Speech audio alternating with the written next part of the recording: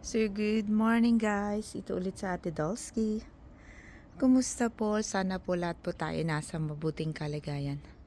So eto ngayon, update po tayo dito sa garden. Sobrang grabe. Hindi siya naalagaan kasi nga wala akong time. Halos araw-araw pang umaga ako. So ganito po ang itsura ng garden. Etong mga panicle hydrangea, nag-iba na yung kulay nila. Nag-turn into red na po sila. Ganun din po itong mga autumn joy.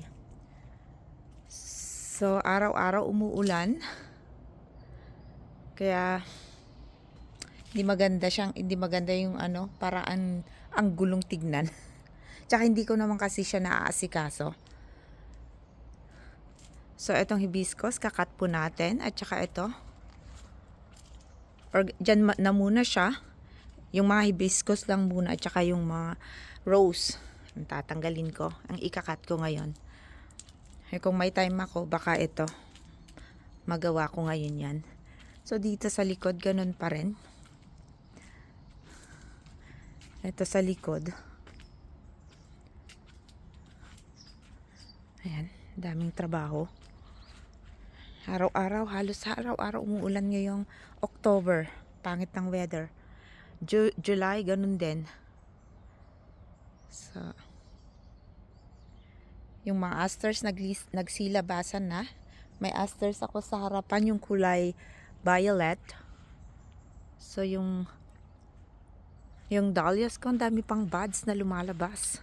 Ayan, hayaan ko munang mga yan. Pero itong mga cornflower, ayan, kailangan ko na siyang i-cut.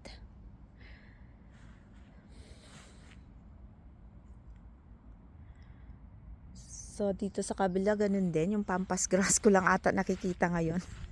Dito sa ibang side. Ayan.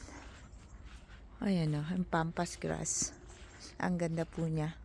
Hanggang ano po yan, hanggang winter, hanggang spring. Before spring tatanggalin ko na kasi ang pangit na siyang tingnan. So, over winter, hindi ko po yan tatanggalin. So, ayan yung mga yung cornflower, talagang ikat ko na siya. Oh. Pangit ng tignan. Dry na lahat. At ito rin.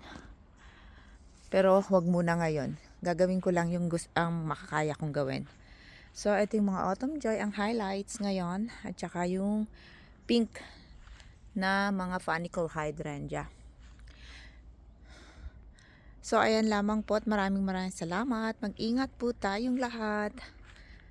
Bye-bye po.